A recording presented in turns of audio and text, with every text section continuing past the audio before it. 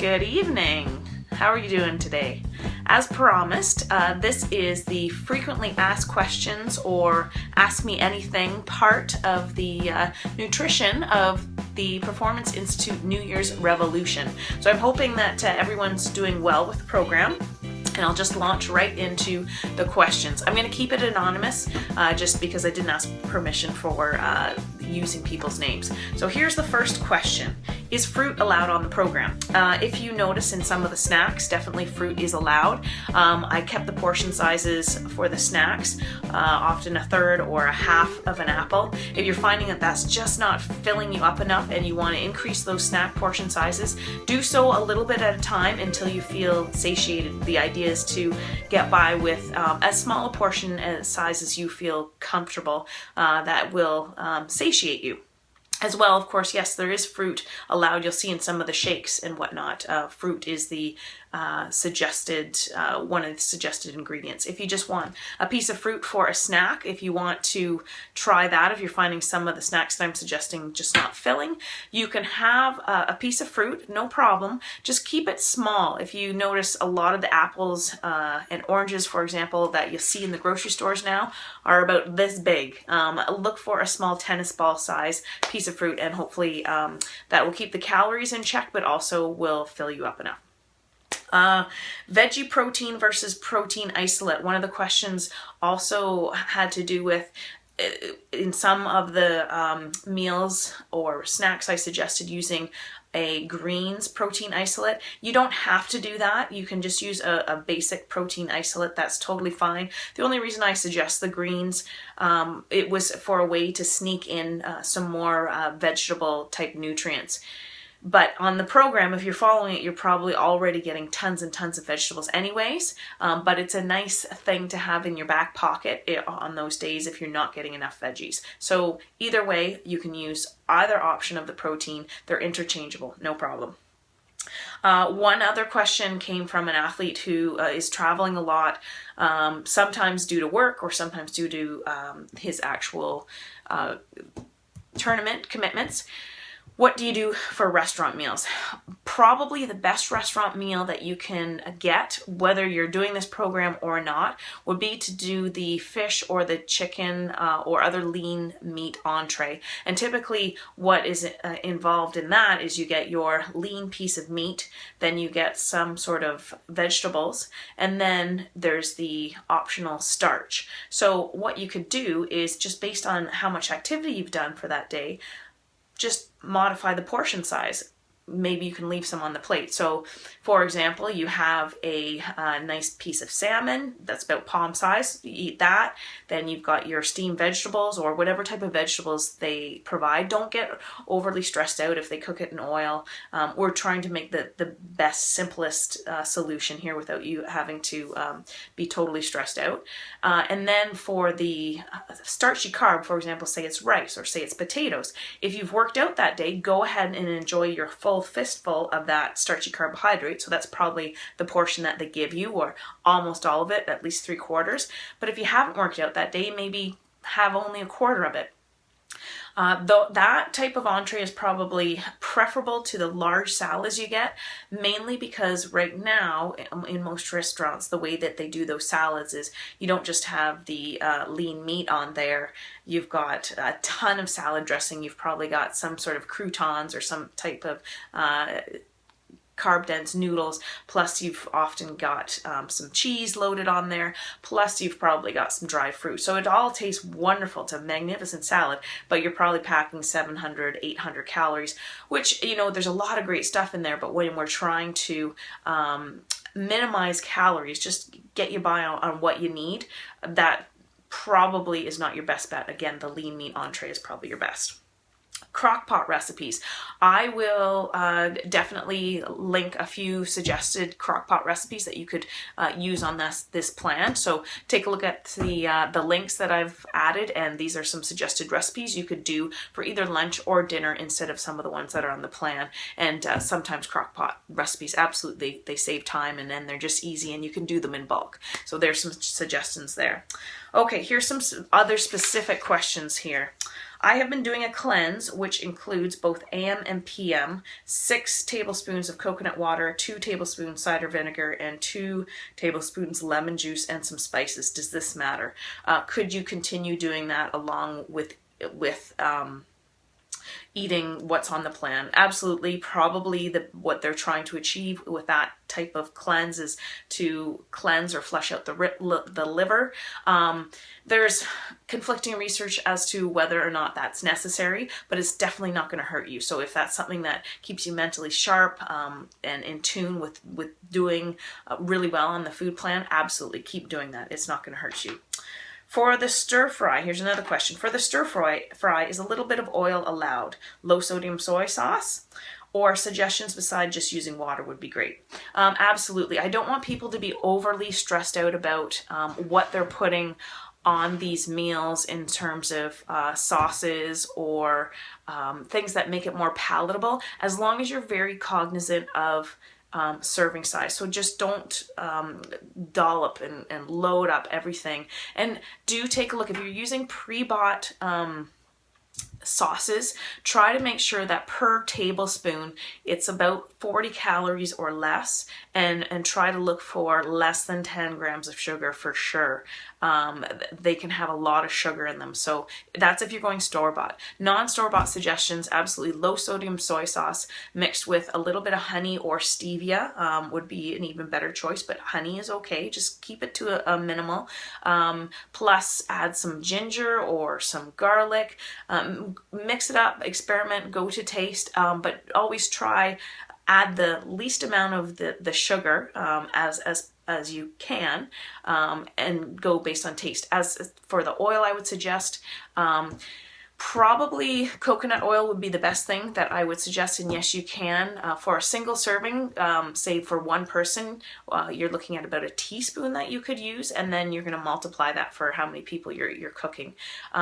You could also do olive oil. Again, they don't recommend as much cooking olive oil because of the high heat. However, you know, the other reality is that people who subscribe to the Mediterranean diet and who've been doing that for years and years, they cook with olive oil. So my preference would be coconut oil, but if that doesn't sit well with you or you don't have any in your cupboard, go for olive oil. That's totally fine.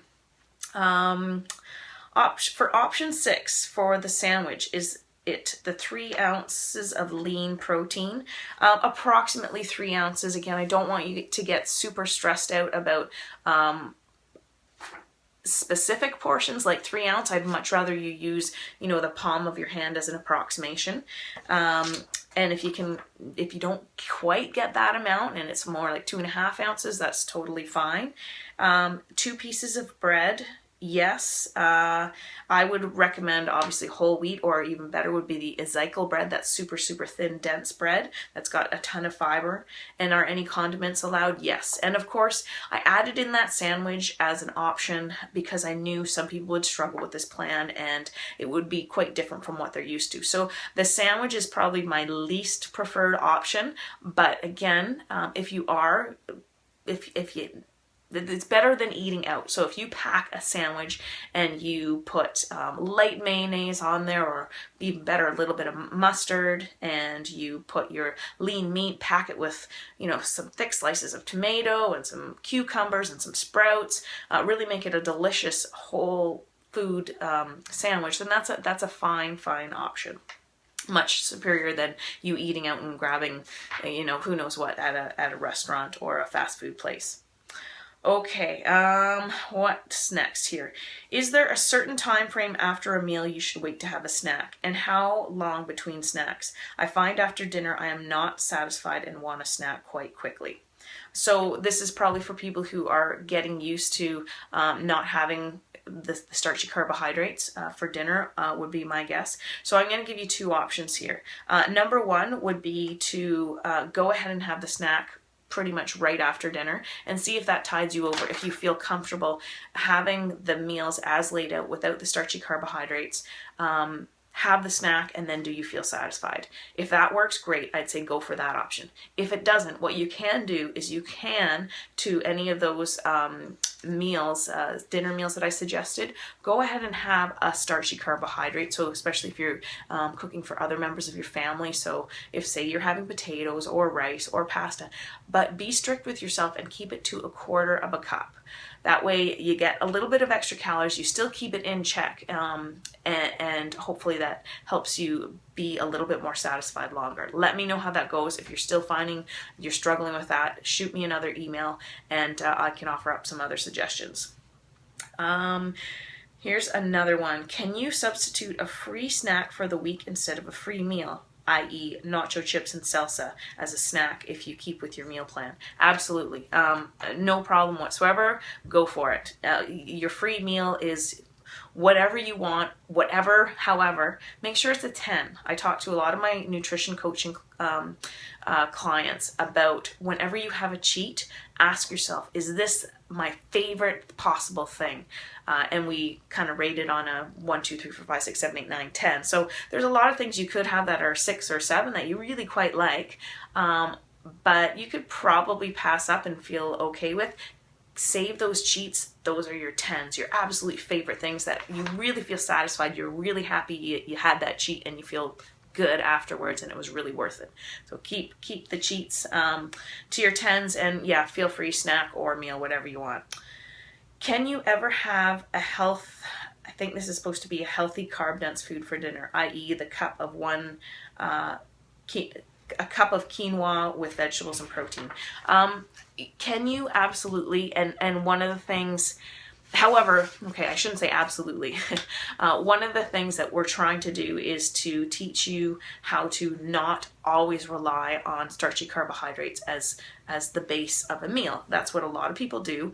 And the issue is that portions start to creep up, get too big, or these are very calorically dense foods. And it's a good way, if you can train your body not to need as much at the very least, or not need them at all, then you can be in a leaner state, I guess you could call it, long term.